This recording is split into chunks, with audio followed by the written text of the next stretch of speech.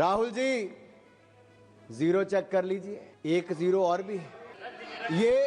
ये कांग्रेस की सीटों की बात नहीं है, मैंने छोड़ दिया सुप्रिया जी।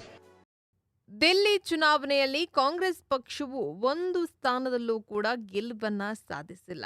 ಇದರ ಬಗ್ಗೆ ಸಾಮಾಜಿಕ ಜಾಲತಾಣಗಳಲ್ಲಿ ಕೆಲವೊಂದು ಪೋಸ್ಟ್ಗಳು ಕೂಡ ಹರಿದಾಡ್ತಾ ಇವೆ.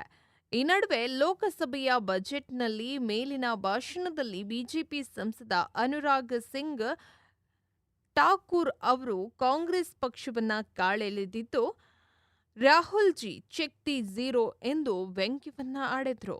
ಅನುರಾಗ್ ಅವರು ಬಜೆಟ್ನಲ್ಲಿ ಆದಾಯದ ಮೇಲಿನ ತೆರಿಗೆ ಕಡಿತದ ಬಗ್ಗೆ ಮಾತನಾಡ್ತಾ ಇರುವಾಗ ಈ ಪ್ರಸಂಗ ನಡೆದಿದೆ. ಕಾಂಗ್ರೆಸ್ ಸರ್ಕಾರದಲ್ಲಿ ಆದಾಯದ ಮೇಲೆ ತೆರಿಗೆಯು ಅತ್ಯಧಿಕ ಮಟ್ಟದಲ್ಲಿತ್ತು.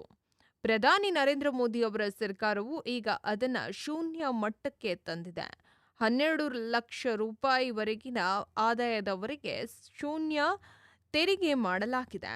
ಅದನ್ನ ಕಾಂಗ್ರೆಸ್ ನಾಯಕರು ನೆನಪಿನಲ್ಲಿಟ್ಕೊಳ್ಳಿ ಎಂದು ಠಾಕೂರ್ ಅವರು ಹೇಳಿದರು.